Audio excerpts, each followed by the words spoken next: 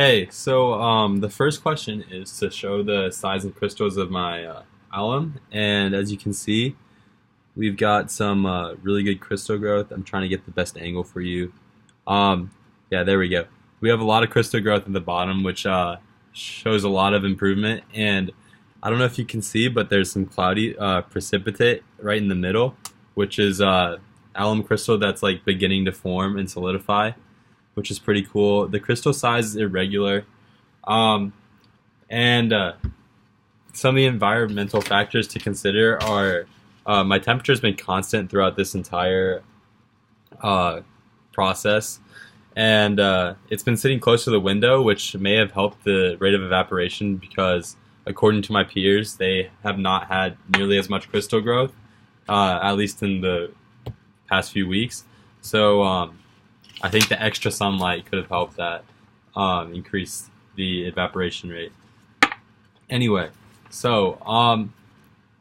we to make a giant high quality single crystal of alum, we should take the saturated solution from the jar and take the biggest crystal that we have already from our solution and attach it to a string, and then keep that string suspended on the beaker so that the crystal is floating in the center of the solution.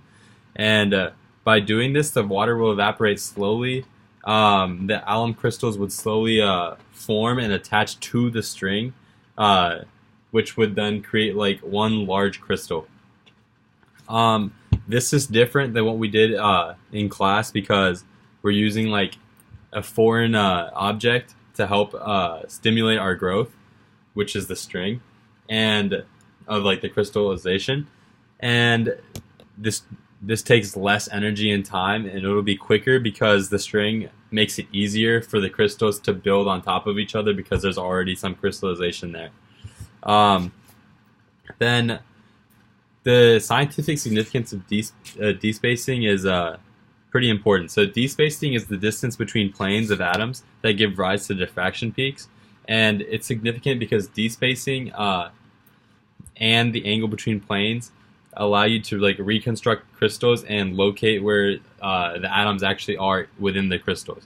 And like you can think of it easier by thinking of like the planes of atoms essentially as a 3D coordinate system, which would allow you to locate the atoms. So now using the X-ray data for alum, we could calculate the despacing for the most intense peak in the diffraction pattern.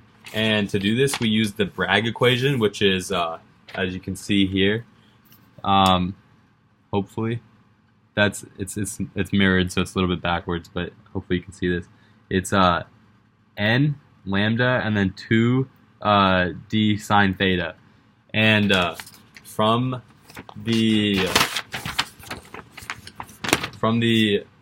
graph online, you can get that theta equals 2 theta equals 20.5, lambda is 0.15418 nanometers, and n equals 1. And so from the 2 theta equals 20.5, you get theta is 10.25 degrees.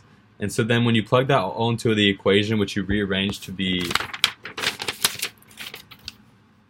d equals n lambda over 2 sine theta, you get d equals 0.43323 nanometers, and that's the value of the despacing at the most intense peak.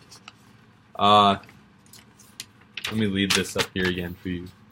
I don't know if you can see it that well because it's flipped. I'll attach a picture to the submission as well. Thanks, Jeremy. Bye.